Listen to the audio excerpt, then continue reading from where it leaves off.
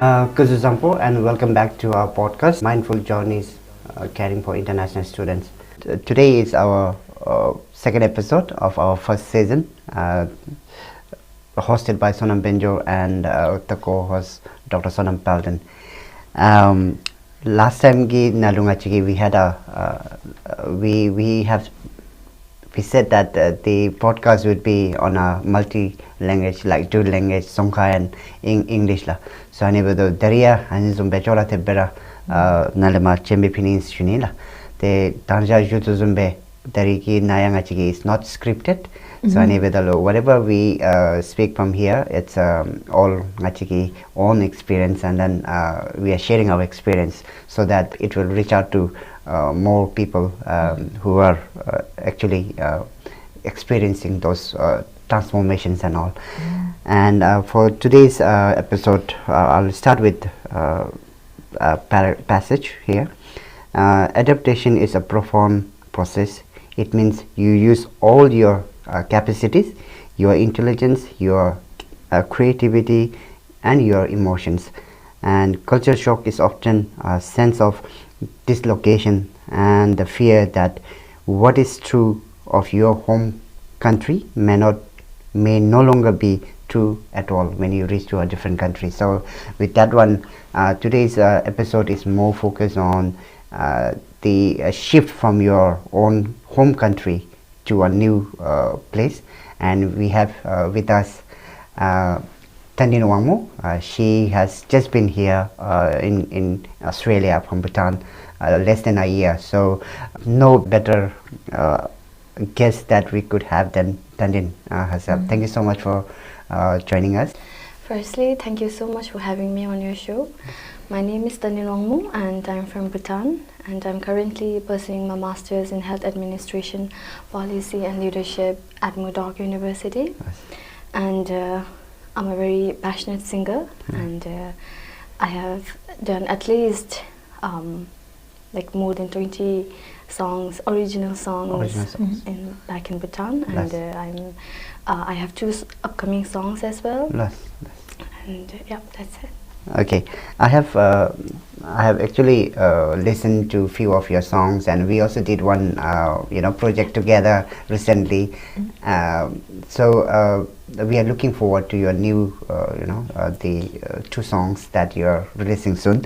I hope it would be like suiting as what you have always been giving out to the listeners, your fans and all. Thank you so much. And Doctor, if you like to add on our today's Oh yes, yeah. I in my mind when you said you've got two more projects or songs coming up, I was interested to hear more about what are the themes in these songs.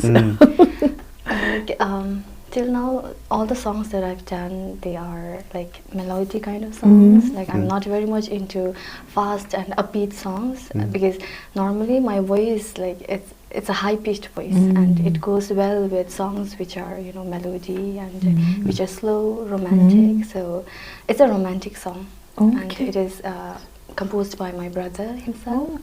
And he have been promoting me ever since I started my musical career. That's nice. That's nice. Yeah. I was just wondering and curious. For creative people like yourself, our experiences move the art that we create. So that's why I was wondering whether you had anything about your current experiences, your transitional experiences of being in Australia that was written in these songs. That's why I was like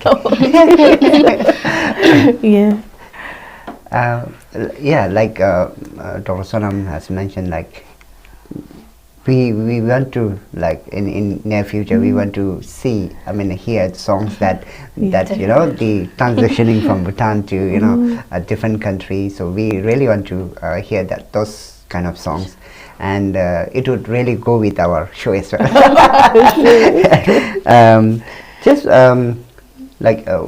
When did you came here? Narunam Moinga. last year, December 13, 2023. Last year, December. So it's not even a less It's than almost 8 months. almost 8 months. Yeah, less than a year. So that's really good, because today's episode is that we want to know from newbies who are coming here to pursue Australian dreams, and then there are lots of difficulties in what do you call obstacles that we face as a new international students coming to Australia. It's a big country compared to our own Bhutan. So there are lots of even the people here are from the different cultural backgrounds, and you must have come across lots of cultural differences. And so what were your experience in this area, culture? Did you had like culture shock, or you were okay with it? Did you do some research before coming here and all?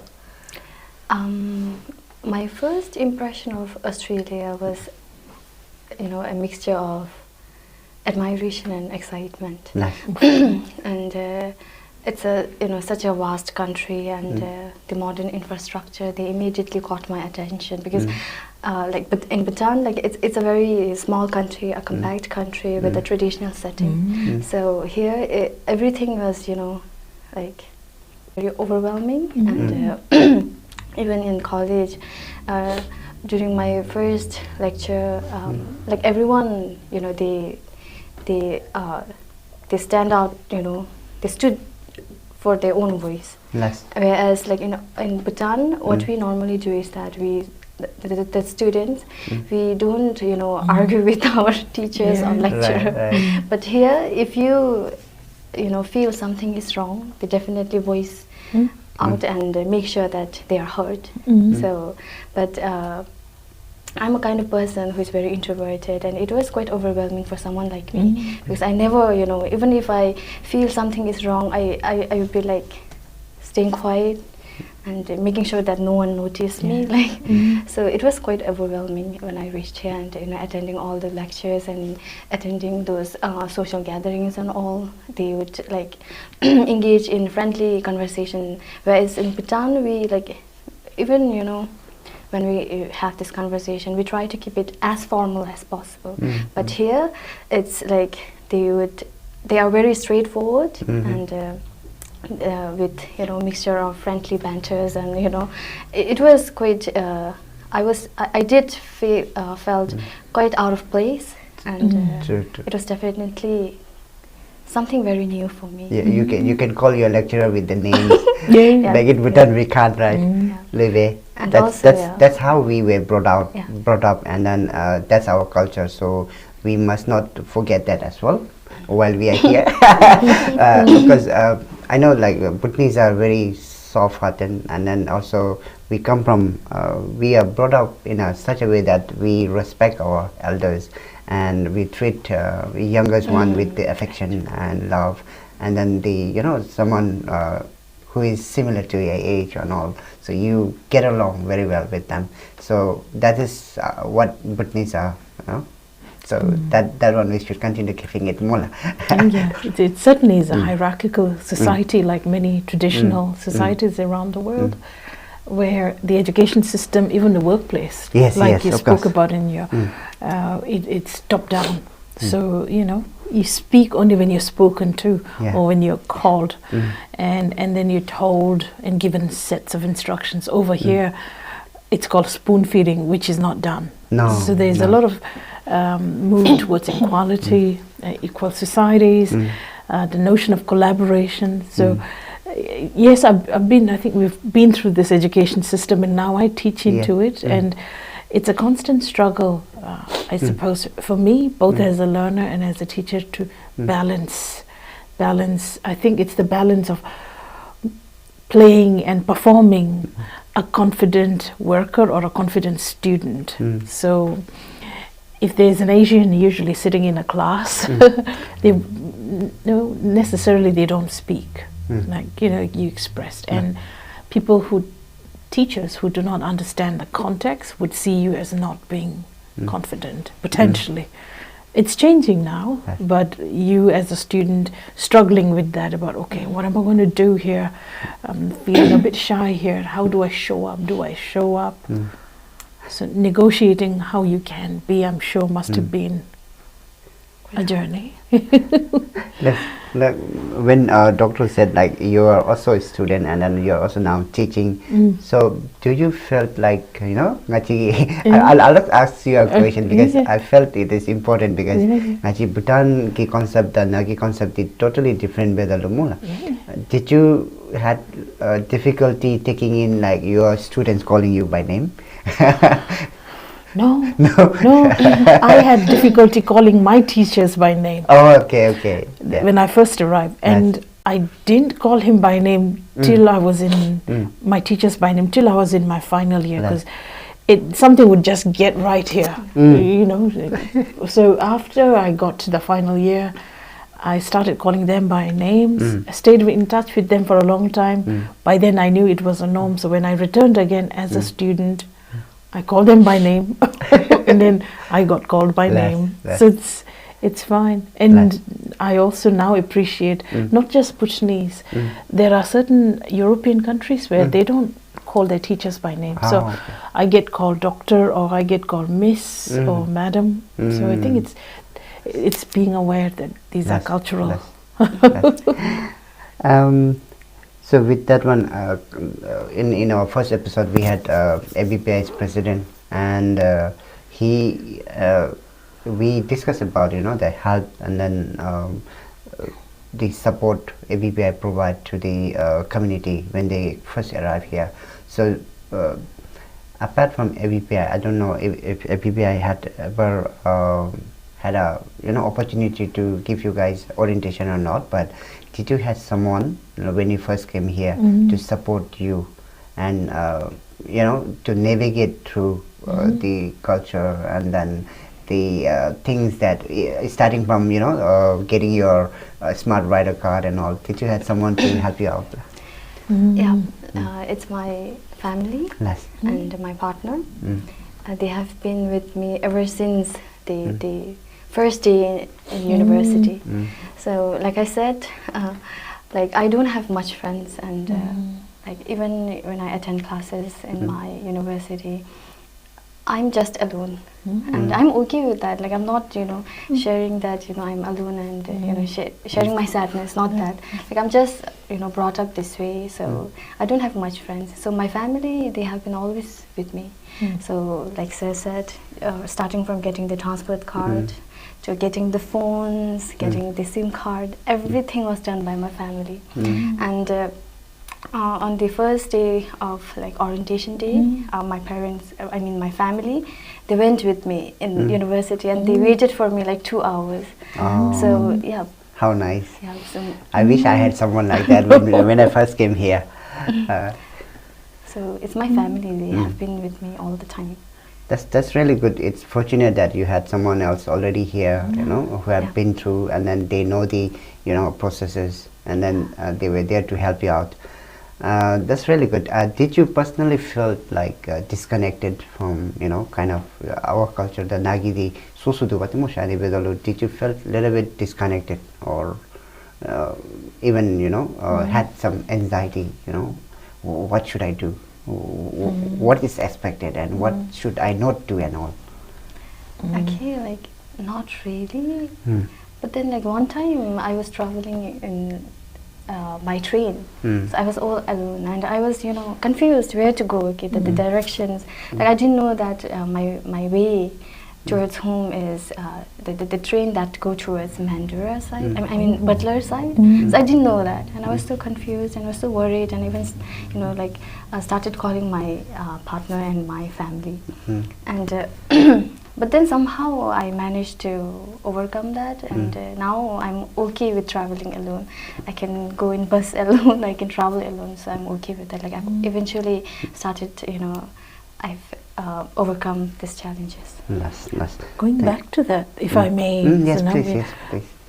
In that moment when you were unsure which direction you were going, you called your partner. Is that how you re-navigated yourself, or did you reach out to anybody on the train with you? How did that particular moment unfold? Actually, like, the one bad trait about me is that I never ask help from like people I don't know. So I didn't ask anyone that time. So I called my Ajim, and she told me that the way towards our home is Patla, so you should take the train towards Patla. And I even like looked to the directions, things that they Signboards, displayed. yeah. So I looked up to that, and then I started my journey. That's it. Let's see. You had your own resources. Yeah. Okay, let's with that one we will take a short commercial break, and we'll be back shortly. Don't go anywhere. Thank you.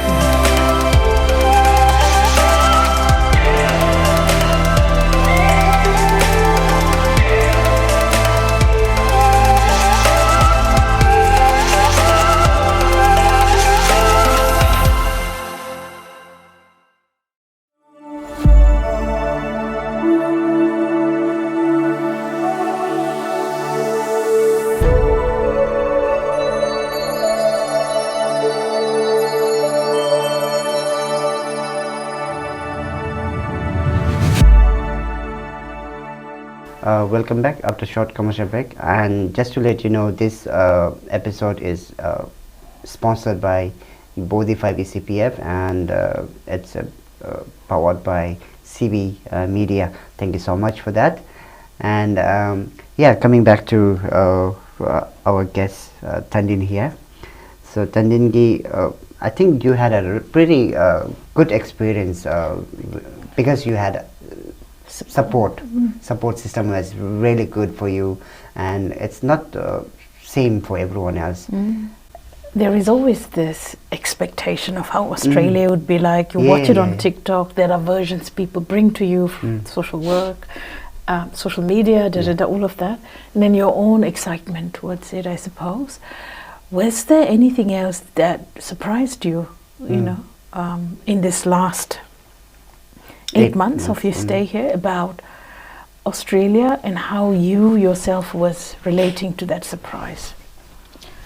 Not anything as such, but then mall closing at 5 p.m. is actually... Oh yes, yes. Yeah, so like I thought that, you know, like one time my husband and I, we decided to go for a shopping. So at that time we didn't know that malls, you know, they could close at 5 p.m. And at the end of the day, we knew that like all the malls, they close at 5 p.m. and only like they will be opened on Thursday and Friday till 9 p.m. So I think this is the only surprise that I got from here, because everything was expected. I expected Australia to be like this, so it wasn't that much of a you know, shock. What about your university assignments and the structure of learning? Oh, I think it's like almost similar to what I've done in my degree, because I pursued my degree in India. So like it's almost similar to that.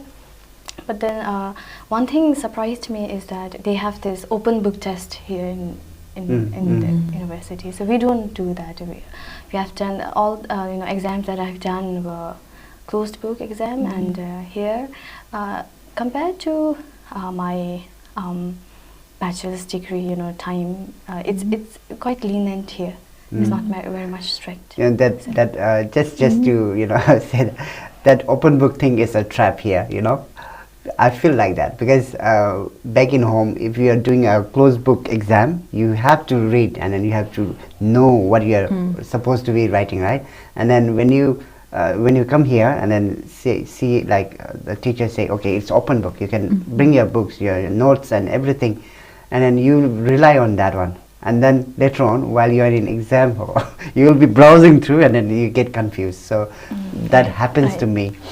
Yeah. So did you also felt like that, or different? During class, like I always pay my full attention. So I make a lot of notes. So I didn't face such kind of situation so far, but maybe in future I might, because the unit, the structure of the unit, I have to take more units, and it's quite vast. So I may face similar kind of situation like the host. And in terms of your interactions with the group outside your family, how has it been? For instance, your experiences when you go out shopping. How do you feel that you're viewed, or how do you think that people who sell understand you, your communication? How do you present yourself? Just curious.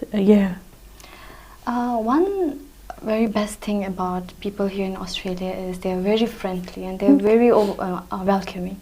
So whenever I try to engage with the conversation, of course they definitely don't understand our accent that much, because we have a very different accent to what they have. So whenever I try to engage with the conversation, I make sure that I keep the conversation as short as possible, because if I keep the conversation going and going, they don't understand that much. So I work in this small store. So when people come, I work as a cashier as well. So when people come there, I just I would speak to them. So I know it's not a very friendly, but I keep my face smiling all the time, because I have to make sure that I look friendly to them. I look approachable and open to them. So this is how I keep the conversation with them. So when you said you're working in a store as a cashier and all, how was your experience? Looking for a job. Going there for the first time. Did you had interview, and what was your experience in that one? Because and also, while you are studying, you are able to work as well here. Like in our country, or even in India, it's not like that, right? So what was your experience in that area? So I got the job through my brother. Okay. He personally know the owner. So I was honestly, I was very fortunate when I came here in Australia. I have this strongest support system, and I got the job through my brother. But then when working in the store, the owner, she's a very good person. She told me to address her with her name, Of course. and it was very uncomfortable for me. And still to this day, I don't call her by her name. I call her ma'am, sometimes madam, and all. So working in the store has been, I've learned a lot of things there. I not only work as a cashier, but I also maintain the hygienic of the store, and also it is an ice cream store. So I've also learned how to make ice cream. I've never learned that before. And also one thing is for sure, that I haven't worked when I was back in Bhutan. I was at home, and when I have shows and all kind, I would go outside and just perform and all. So here I have to mop as well. I have to clean the store. So when I first started the job on my first day, the first time clean with it, of course no me with it. I haven't done this. I felt a little low, but then you get used to that. So now I'm very happy with my job. I earn well, and I'm living a good life here in Australia. So I would say that this is one of the best decisions I've made, to come here in Australia and pursue my masters and all. That's really good. You're really fortunate. I must say that, because not everybody is does have the support system that you are experiencing, and I think I wish everybody has that one, and that's why ABPI is there, mula, and plus ngachigi datogi lerim dia to let people, if they are thinking of coming here, to get prepared, and also if they are already here, the kongi ani support tisu goba tinga tele joni na tisu mula. So that's our main aim. And then thank you for your sharing your experiences with us. And doctor, if you have any Yes, question. I wouldn't fully this is my observation, then I wouldn't fully give the credit to the support you have. I think there is something about you as an individual that has the tendency to reframe your life experiences in a very constructive manner. I think, and that possibly is a part of you as somebody who's joyful and who's able to move through life with that framing. And I know that has again a lot to do with your upbringing and all of that. But there would also be people who may have all the support and still feel disconnected from this support and conflicted. So it's just saying, not giving all the credit to the support. True. But I'm curious, what you're saying, Dandin, is support in this concerted manner at every point is so important for one to thrive in a new place. I'm wondering whether you've had any observations of Bhutanese young people like yourself who may not necessarily have these supports. What has been your observations, if you have had any? Again, just speaking from your observational lens. So my experience here in Australia have been good, but then I have a few friends whose experience are not good, as good as mine. So I have this friend, I don't want to name her. No.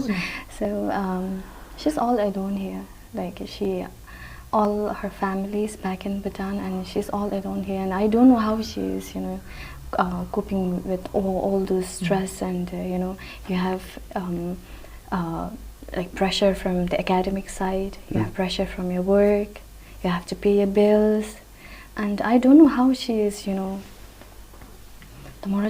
don't know how she is doing everything. Apart from her, like things that I've heard from my family and all, people, they are sleeping in cars, like they don't have... Even now? Yeah, they are. So they don't have like home and all, and they are, struggling to keep up with, the living standard here in Australia.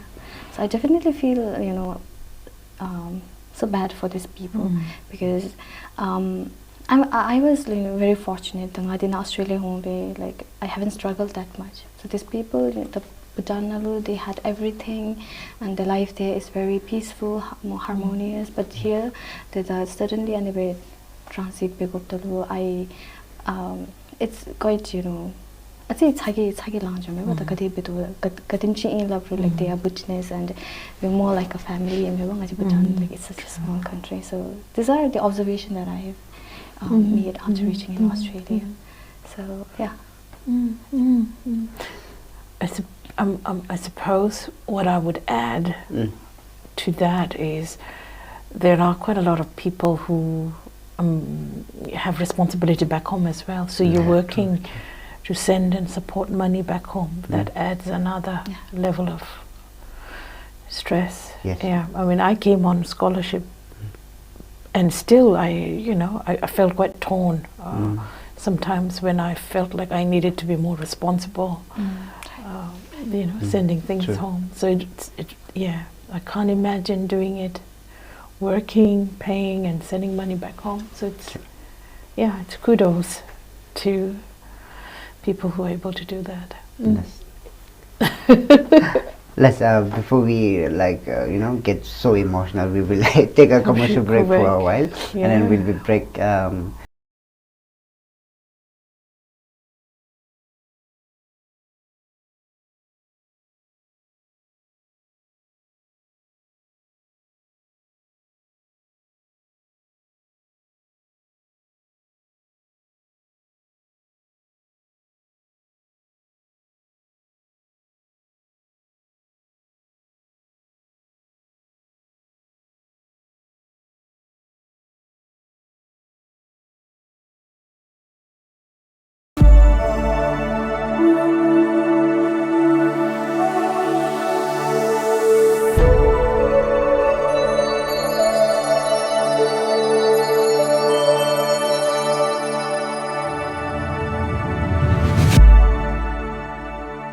Welcome back to our podcast, Mindful Journeys Caring for International Students, hosted by Sonam. and Sonam. Sonam and Sonam. So before we break for the commercial break, you were emphasizing on one of your friends that might be struggling. Did she ever open up to you, or did you like approach her and then try to talk to her or something like that?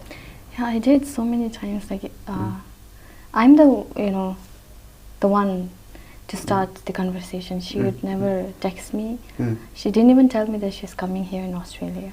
So I knew that she got her visa only after she came here. So I didn't know that she was coming here, and knowing that she have no one here, I tried to approach her. I tried to meet her and go for this gathering kind of thing, because I've been with her ever since my high school days. So we share a lot of memories, and I definitely want to be a person she can rely on.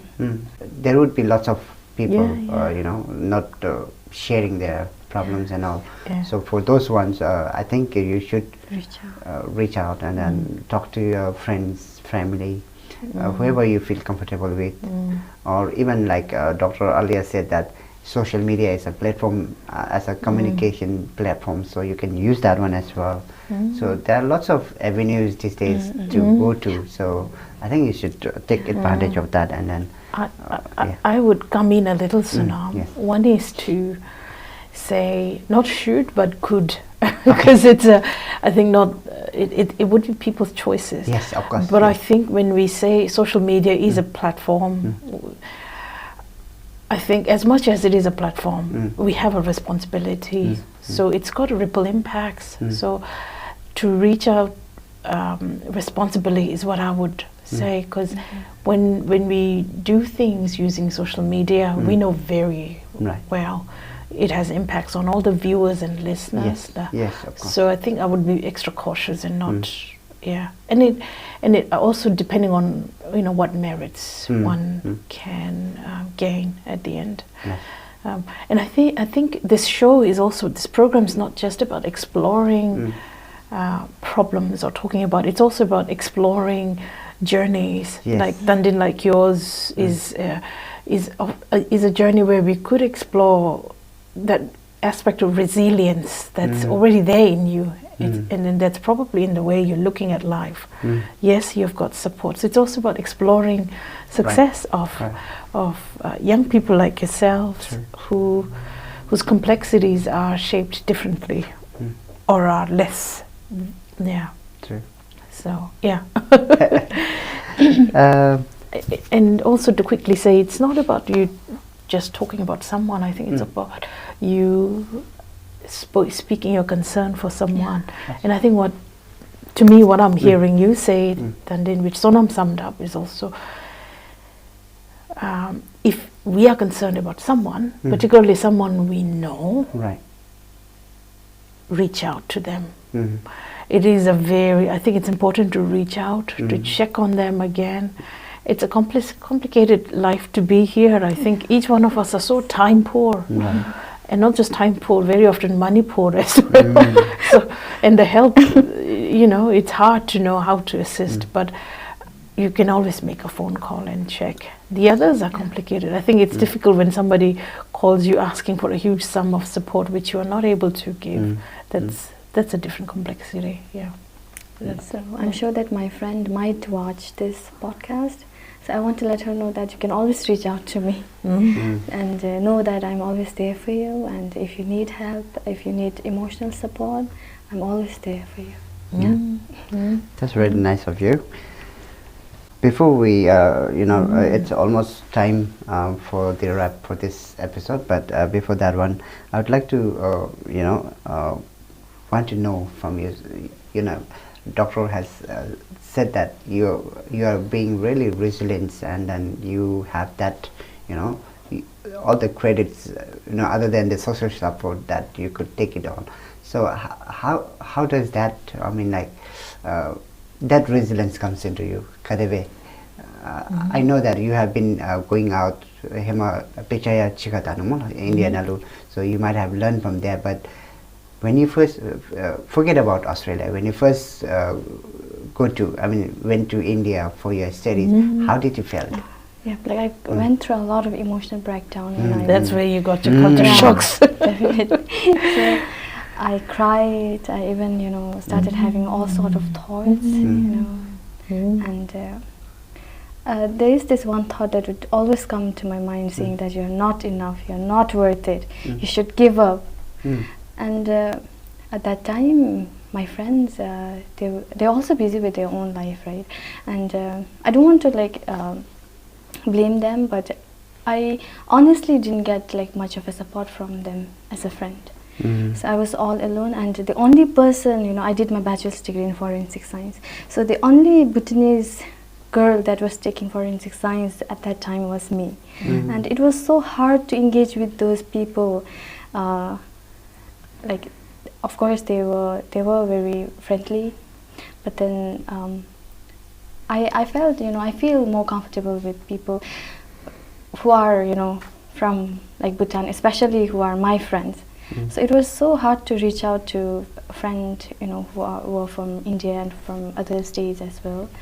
So at that time, I went through a lot of emotional breakdown, and I thought that, I wouldn't be able to complete this journey. I wouldn't be able to complete this degree. So my family were away, but I made sure that I chat with them every day. There's not a single day I don't, chat with my mother and my dad. So they were the one who were always there for me, and also my brother. Whenever I have something to complain, I would directly call him and tell him that I have been treated like this. I don't feel like studying. I don't feel like staying here. So I would complain, things. Everything to him. So he was the one who would listen to my complaint and all, and make sure that I feel good, and have given me even he was not with me physically, he made sure that his emotional support are being received by me. So yeah, I think the resilience that I got is from that time. From that time, so, yeah. Right. Exactly. That's what for me personally, Australia was the first time I was coming out of my comfort zone. I was there. Bhutan? Yeah, I was there in Bhutan itself, and then never, But I have gone for a short period, 1 to 2 days or a week, but not for that long. And then that was a little bit of change for me. So that's why I thought, how did you build up your resilience and all? So that's why I asked that question. Yeah, I can relate to Dandin because yeah. I studied in the north of India, did my bachelor's there. Oh my God, that long time ago, when things were not as evolved as now culturally as well. So it's a very rigid patriarchal society. Women are still now, but even at that time, were simply objects. So it was a very troubling experience for me. So all sorts of whatever you want to say, cultural shock, whatever, So I said to myself at the end, well, if you survived in those 3 years, you can survive probably anywhere. It was also during the pandemic time. It was during the COVID-19, and the situation was horrible. It was really horrible. And also my college, it was 8 kilometers away from where I stay, my hostel. So the environment there is quite scary as well. So there have been so many cases of sexual abuse and all, and for someone traveling alone towards college, which is 8 kilometers away, it was quite scary as well. And but then somehow I have been able to overcome all these challenges. So sounds like for Dandin, this was a safer container, right. where support is more around physically in her reach. It's it seems like we face those kind of changes when you first go out there, but this is being your second time, and then it's much safer for you to be here, and lucky for you that you have already experienced You know, while you were in India, that's not that far from our country, right? We can go. Where were you? It was in the southern side, so it Southern was like side. really away from my home. Oh, okay, okay, Yeah. that's right. But it's not that far as Australia. Even your parents can come there. They don't have to have the visa and all, right? But here, if they have to come, you have to apply for visa and all. So that's a bit difference. But for me, what kept going was, you know, I'm the one, you know, from my family who can say that, you know, I support everyone else. So that's why that kept me going. Okay, I have to support my family back home and here. So that's how I, you know, navigate through all my difficulties and all. So what was yours when you know, first, you know, in India, when you had those kind of trouble? What was your one thing that kept you going? It's my family, definitely them back home, because I actually decided to you know, do my bachelor's degree in forensic science because of my father. He wanted me to be a part of military because he's also from a military background, and he resigned and he couldn't like fulfill his dream of becoming a, you know, an officer level. So I went there to pursue my degree to achieve both my dream and my father's dream. So this is one thing that kept me going, you know, telling me to study really hard. So like I studied really hard during my bachelor's degree. So even during my high school days, I didn't study that much. So I really worked hard. So I think this is, you know, one thing that kept me going, my Appa's dream and mine, to fulfill that. Did you also had something like that, like when you first go to study in Australia? I mean, like in India. India. It was always, I think you're right, it was that very strong sense of responsibility that I needed to keep going. Right. I needed to do something. Right. As the eldest, I felt responsible to Right. not fail, to pave a way for the family. Mine is different. I'm the youngest. Oh, I'm also the But, youngest. yeah. oh. Yeah. Did you come on at your own expense? So now, Yes, yes. Oh, and your Yeah. family was with you as well. Yeah, not family. My daughter was not here. She was back home with the grandparents. So it was me and my wife. So we were there every time. This time, so it's very you know, important for, you know, you to have a trusting partner, you know, spouse that is there in your each and every step that you take. So I think like you also do have that one, and then yeah, you were saying you know, you're getting all the help from him, and that's really good. I think Dandin's story and your story alludes to kind of support that's so consistent. Somebody who can support you, or a family that supports you even from afar, not necessarily in person. Because my story was different. I was single throughout, even in 2007, even when I came to do my PhD. But I always had a family overseas supporting, who believed in every decision I made. So I had that confidence as well. That's what kept me going. So I want to really share and speak to women who come as single international migrant students, that I think as much as having support around is important, you can access other forms of support. For me, I found it really liberating to not have responsibility.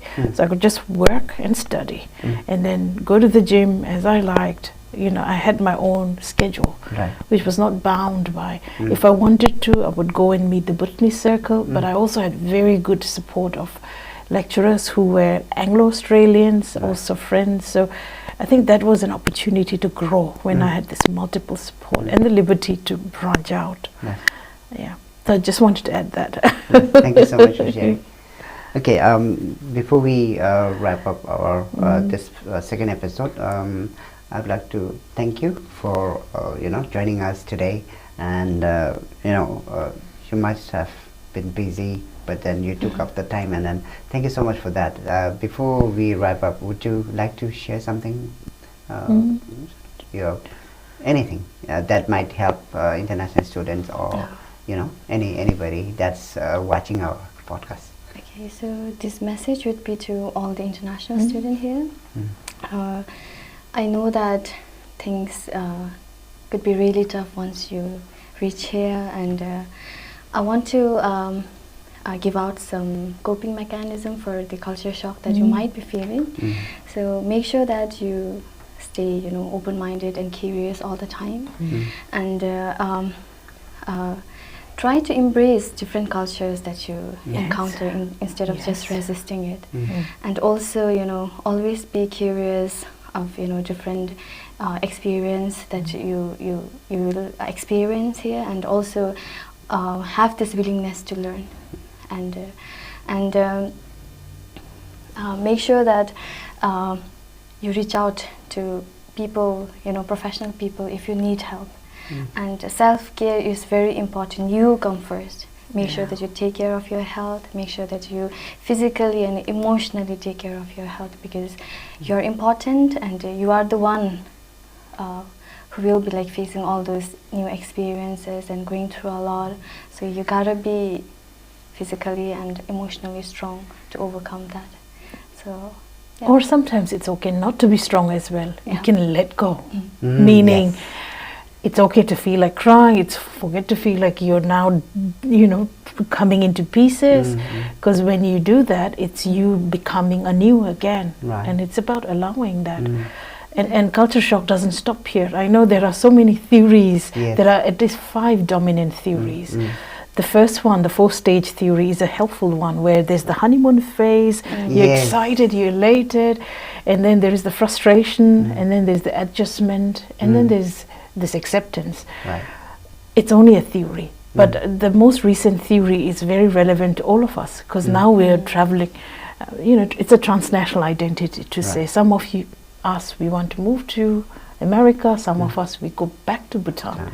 So culture shock is not just when you come here or go to India, it's a lifelong process, because attached to that is also now those of us who are going to Bhutan, there's the reverse culture shock to move through. So that's why the mindful journeys, of course, coming to a new container makes it very obvious. So the co-host said it's okay to break down, but then you should make sure that you get the support and help need. You make sure that you get that help. And also part of us thinking having this feeling of culture shock is because we feel like so much an outsider. So I want to tell you all that to engage with as many international students as possible, and also to engage with the local community to make you feel less of it. So yeah, this is the message for all the international students. It's a very powerful note. You always feel like the outsider. Yeah, that's true. Thank you so much for joining us today, and thank you, Doctor. I really appreciate being a co-host, and then for the thank you so much, all the listeners, and then whoever is watching our podcast here. And we will be back with another episode with more insightfuls and then information with regards to mindful journeys, caring for international students.